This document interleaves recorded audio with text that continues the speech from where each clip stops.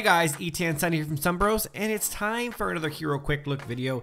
Today we're going to be talking about Mina. Mina's class is Tank, and her role is Control.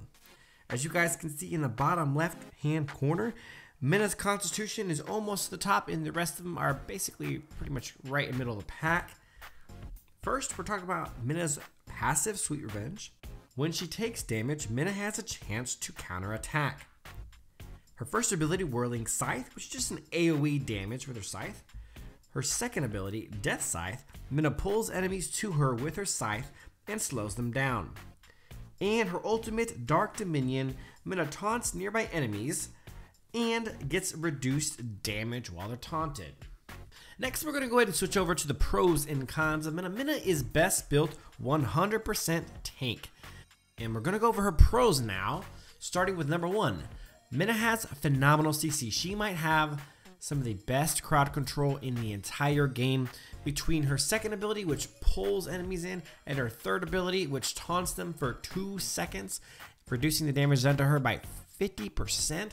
She has some of the absolute nastiest crowd control in the game and can really do some stuff with that. Next, we have number 2, which is that Mina is a huge damage sponge. She is one of the tankiest heroes in the game, hands down. She can take an absolute beating and keep on ticking. And Mina is one of the more underrated heroes in Arena Valor in the European server as far as I've seen, because she's not great as a solo queue hero, but she has, this is her third pro, she has some game-changing synergy with her crowd control abilities. Her ability to pull people towards her is phenomenal. If she can hook 1, 2, 3 people, she really sets up things for enemies, especially if she can combine the hook and the ultimate with the taunt. Then you're talking about hooking 2, 3 enemies, taunting them, and they stay taunted on her for 3 seconds. She takes virtually no damage when this is all going on.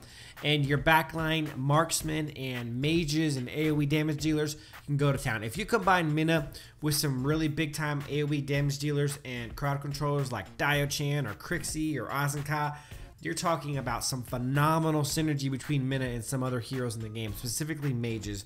So she has really good game-changing synergy with her crowd control. Now we're going to go to her cons list, and this is going to be very similar to Thane's. Her number 1 is she's very short range. All of her abilities have very short range. She's got to be right up in your face to really make a big difference. Number 2 is going to be that she's easily kited. She has not so great movement speed. Her movement speed isn't bad, but she doesn't have any dashes or any big time things to kind of close the gap. So she's easily kited. If she's being slowed down by a ranged target, she's going to have a really hard time catching up to them. And last but not least is she has very low damage. Her damage is probably one of the lowest in the game that I've seen. Even amongst tanks, it's very, very low. Her ult doesn't do any damage at all. So it's just, her damage isn't great, but she's a game-changing tank. Now, you're going to want to make sure that you take advantage of those pros if you are playing her, and avoiding those strengths if you're playing against her. And on the flip side, you're going to want to avoid, her cons if you're playing with her, and you're going to want to force the enemy Mina if you're playing against her to deal with the fact that she's very easily kited, that she doesn't do much damage, and that she is very short range. Guys, that is it for this hero quick look video on Mina. I hope you guys enjoyed the video. If you did, please give a thumbs up, subscribe to the channel, and stay tuned for the next hero quick look video. I appreciate it, guys, and as always, until next time.